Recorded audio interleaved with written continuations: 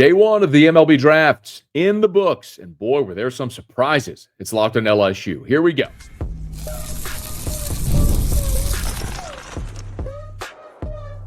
You are Locked on LSU, your daily podcast on the LSU Tigers.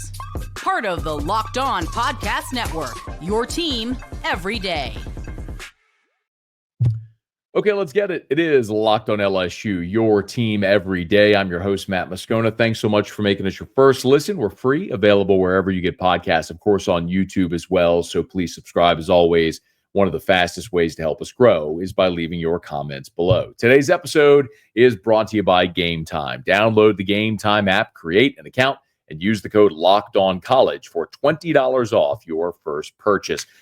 In my hotel room here in Atlanta, as we get ready for SEC Football Media Days starting on Monday, recording this on Sunday night. The first day of the MLB Draft has wrapped up, the first 3 rounds, and we have a full recap of it.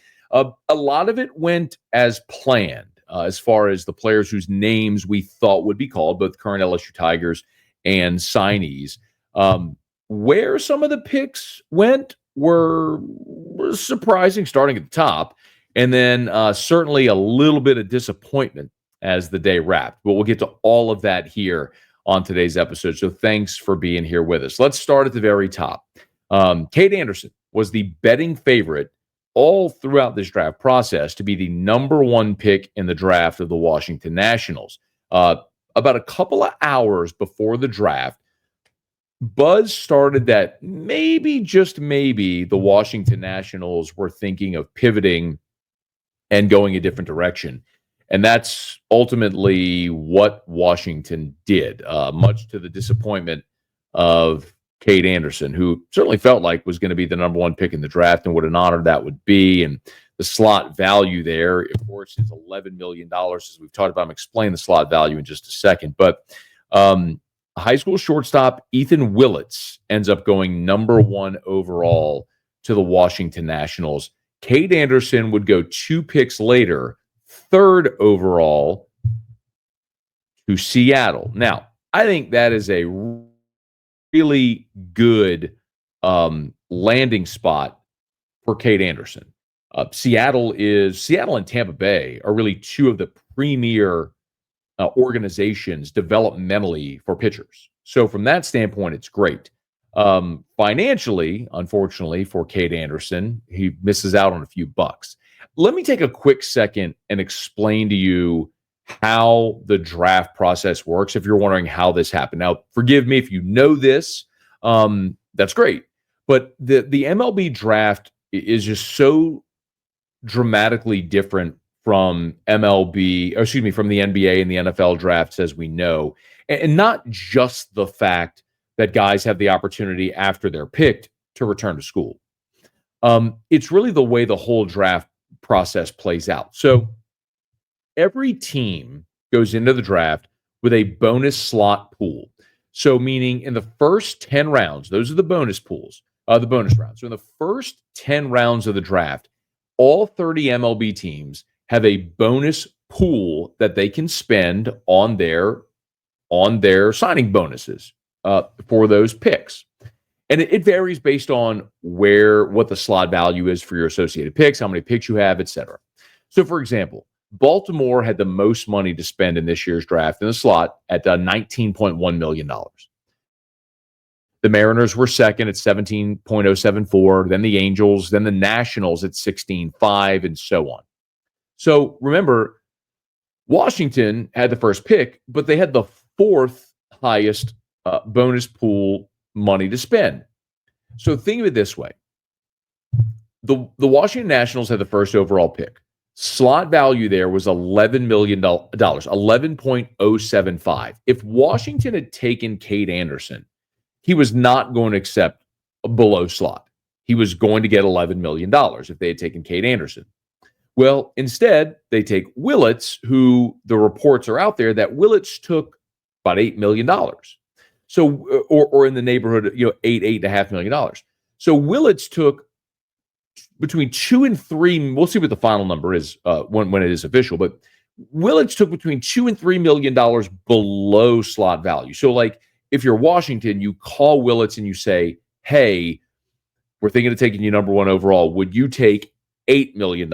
Slot value's 11. Would you take 8? And if he says yes, then you take him. Now you've saved $3 million. Now that's not just savings.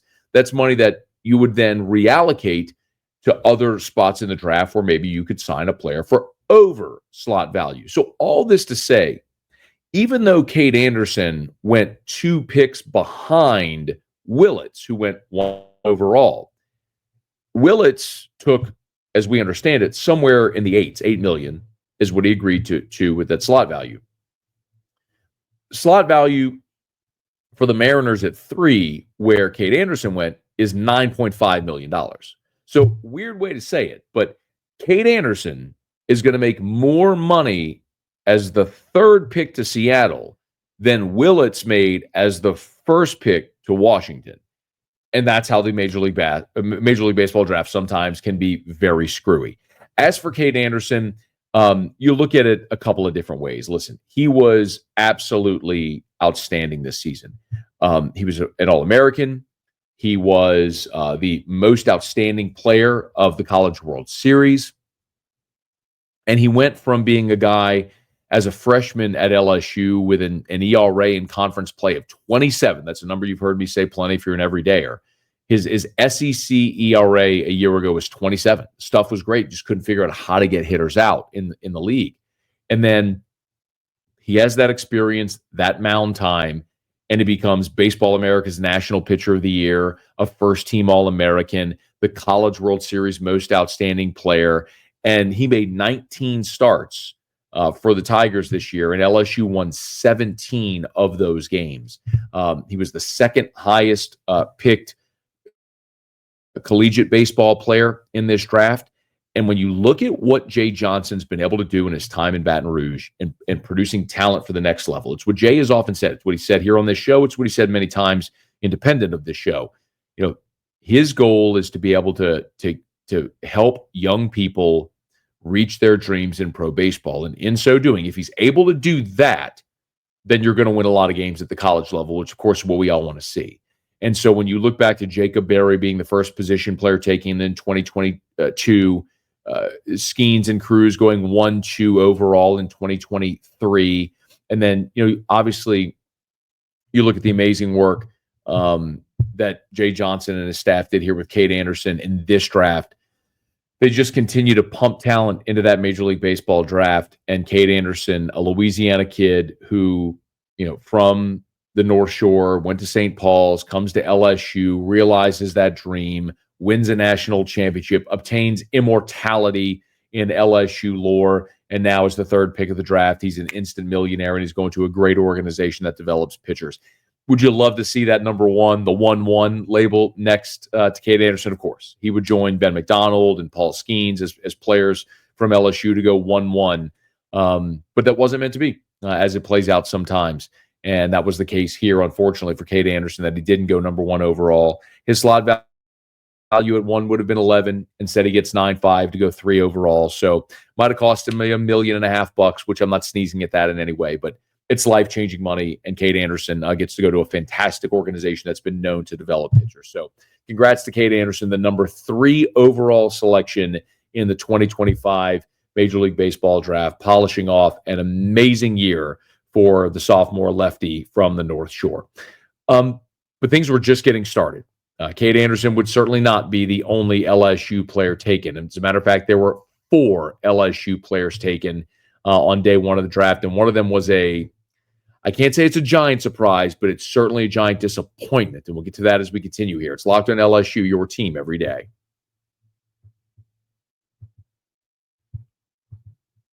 We've all been there. Logging on early, waiting forever for concert tickets to go on sale, only to lose your spot for a show you've been dying to see.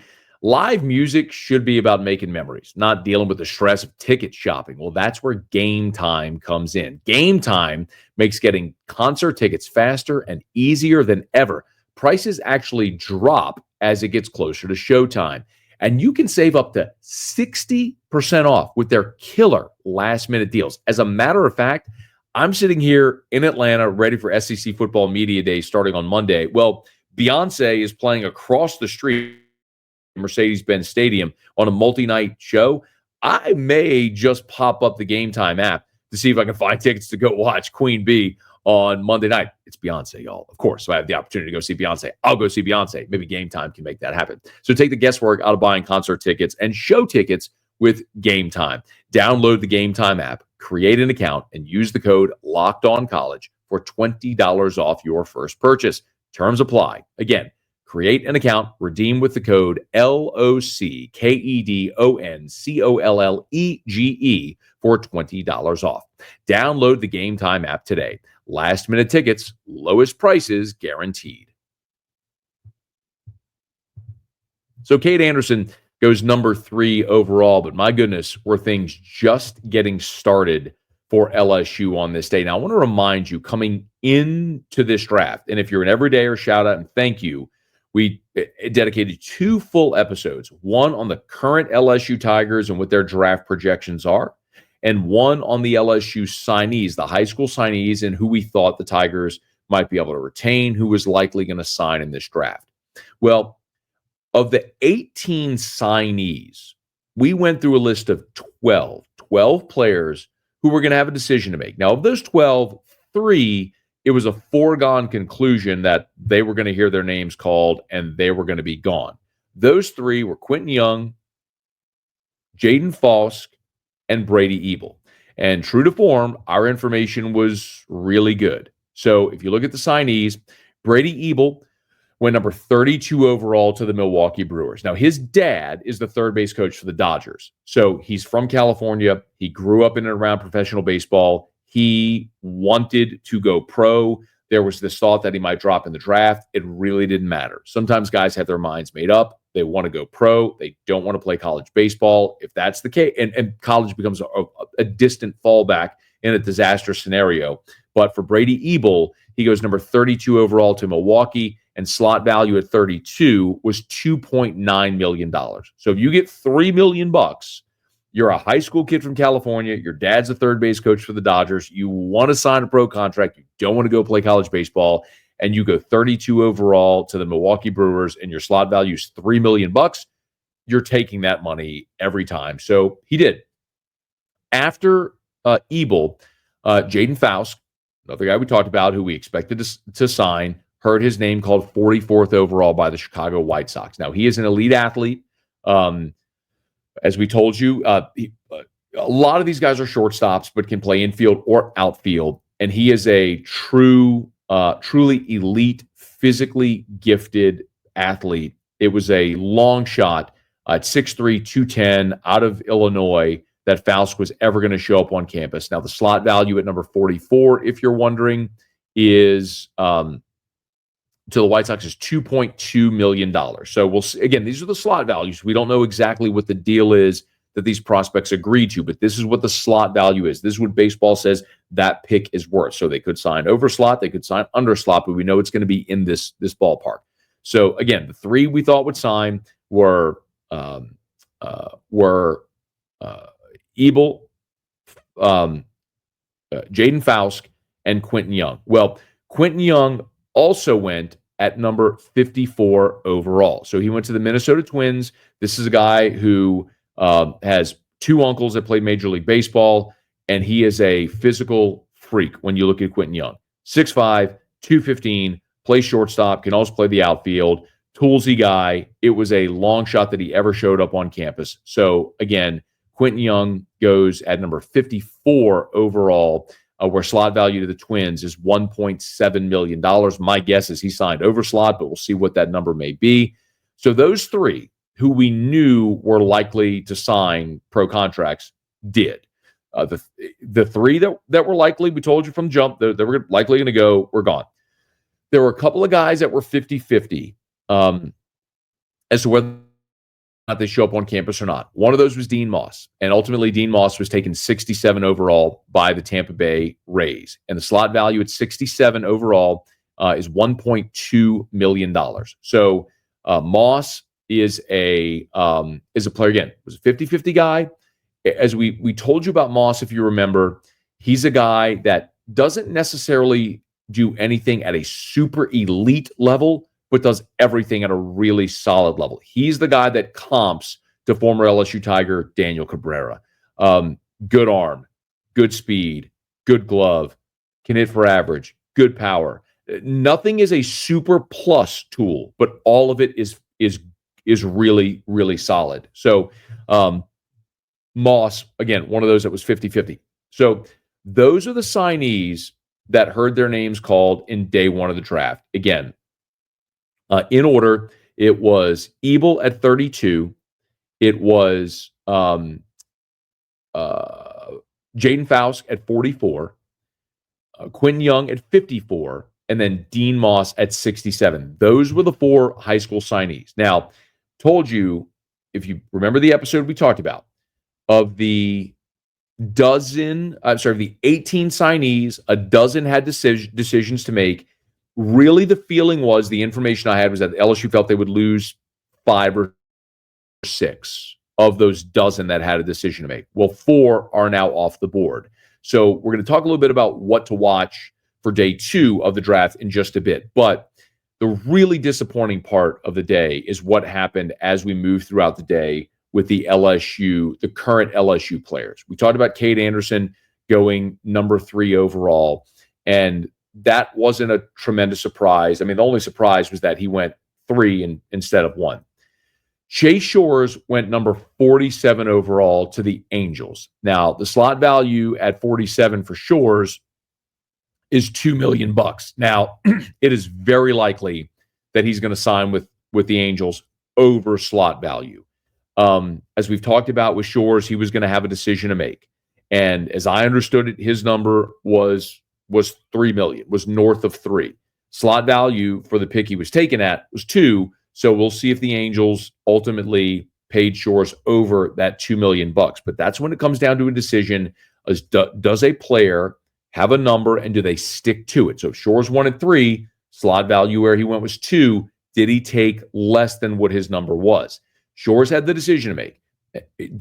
Right now, he's not proven he can be a starter. You come back to school, be a front of the rotation guy, prove you can be a starter, and if so, then you're a potential 1-1 guy, and you've made yourself an additional $7, $8, $9 million. Or do you take the bird in hand as a guy that's already had Tommy John when you have a 7-figure signing bonus waiting on you? And clearly, that's what Chase Shores did. He took the signing bonus. We'll wait and see what that number is. So Anderson went 3. Shores went 47.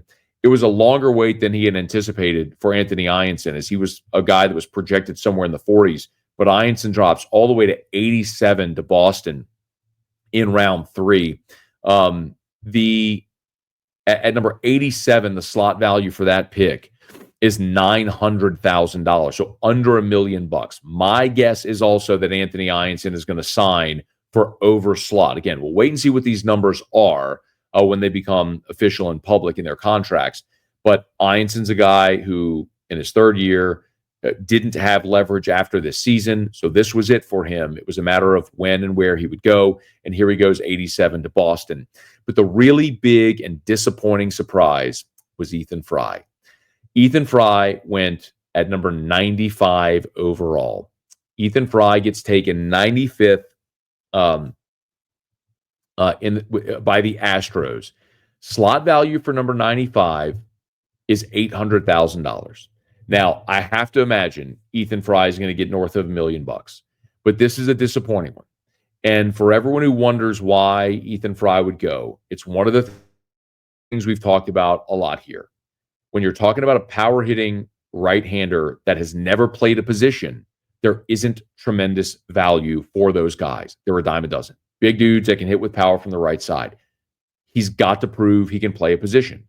So Ethan Fry could have come back and played left field and maybe played really well and increased his draft stock and maybe made a couple extra $1 million. But in the end, he decided to take whatever Houston offered there at 95 and to sign and begin his pro career. It's hard to fault him for that because he could certainly come back next year. It doesn't work out in the field. He ends up being relegated to a right-handed DH or a first baseman, and he's right where he is, but without any more leverage as a senior. He has to take whatever they offer him, and it could be under slot value. So as disappointing as it is to lose Ethan Fry, you also understand coming back, what he would have been betting on himself had he come back but in the end made the decision to take the offer from the Houston Astros at the 95th pick and be selected. I'll remind you one more time, if you're wondering about that, is there a chance?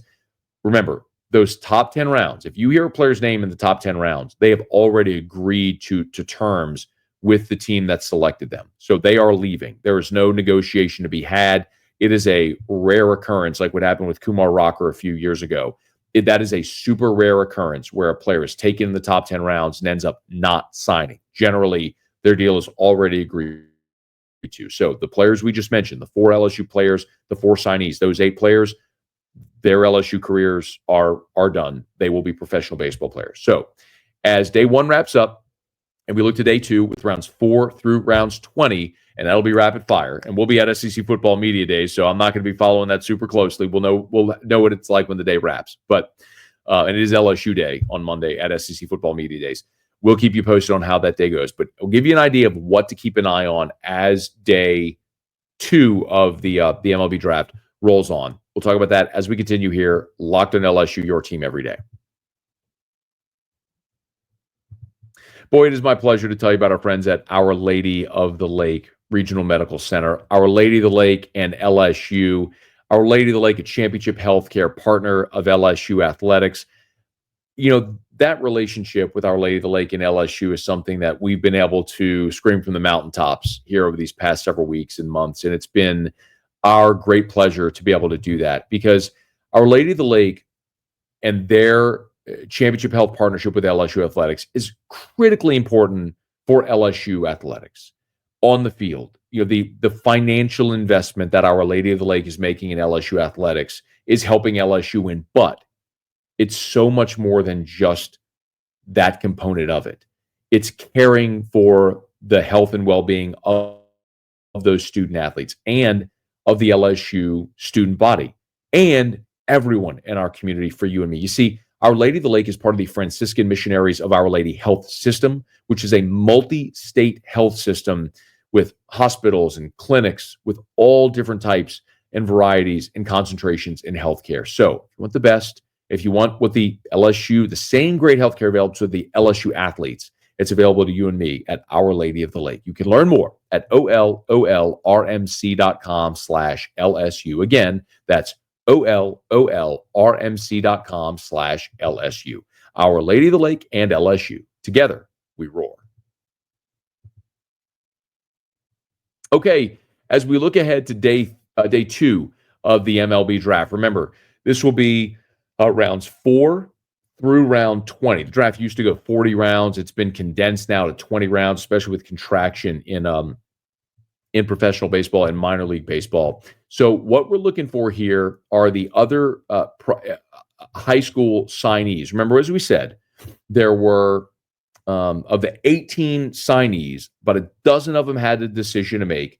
2 of those have already announced that they're coming to school.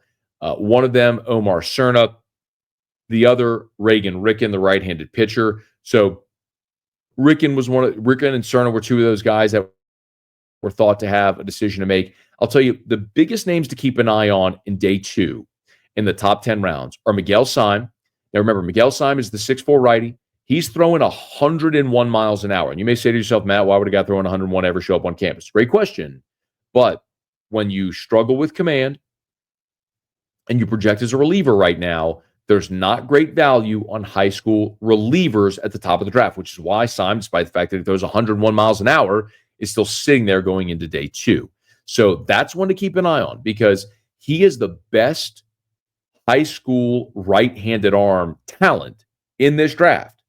But he's going to take some refinement. That's the kind of guy you get him on campus and you refine him. You could be talking about a future top half of round 1, potentially a 1-1 guy in the draft when his day comes. So keep an eye, again, on Miguel Syme, and then also keep an eye on Marcos Paz, righty out of Carrollton, Texas, 6'2", 220. That's another that they were sort of holding their breath on. Briggs McKenzie. McKenzie is another pitcher who was one of those 50-50 guys. He's a lefty, 6'2", 185, and a guy who, remember we talked about him, kind of has the quirky delivery. So he's the guy who probably projects immediately as a reliever, at LSU who would look in time during his career to work his way into the rotation. Same would be true at the professional level. Remember, though, as we just said, teams don't invest at the top of the draft in relievers. So if you're a guy like Briggs McKenzie or like Sign, you go to LSU's campus, become a starter, and elevate your value from a round 4 or 5 guy making $400,000 or $500K to potentially around 1 or 2 guy making several $1 million and avoiding the long bus rides as well. As for the current LSU Tigers that we'll keep an eye on, there's a lot of names. Daniel Dickinson still hasn't heard his name called. Zach Cowan, Jared Jones is one to watch early in day 2, along with Jacob Myers. There's other guys who might hear their name called even outside of those top 10 rounds. Jaden Newt, Chris Stanfield, Connor Ware, Luis Hernandez, all guys, Zach Cowan, who we'll keep an eye on day 2. But Dickinson, wherever he's taken here in the top 10 rounds, likely is going to sign and be gone. Same for Jared Jones and Jacob Myers. But keep an eye on those guys as the day passes along. And remember, if you cross that barrier of round 10, then you feel really good about the opportunity for guys to be back in school past round 10. Up until round 10, they've got a deal in principle agreed on. Once you get past round 10, you feel like you've crossed that barrier where you get a really good shot to get those guys to remain on campus. So we'll keep an eye on it as we move through the day on Mondays. Thank you so much for being with us here. Thanks for making us your first listen every single day. For your second listen, Brian Smith, how about you check out the portal? Brian Smith's got the latest rumors, portal entries, and signings. So check it out on YouTube or wherever you listen to podcasts. If you're on podcast, please subscribe. If you're on YouTube, smash that like button, subscribe, and hit the bell so you're notified whenever we post a new video. And let a friend know if they love the Tigers. We got you every single day. It's Locked on LSU, your team every day.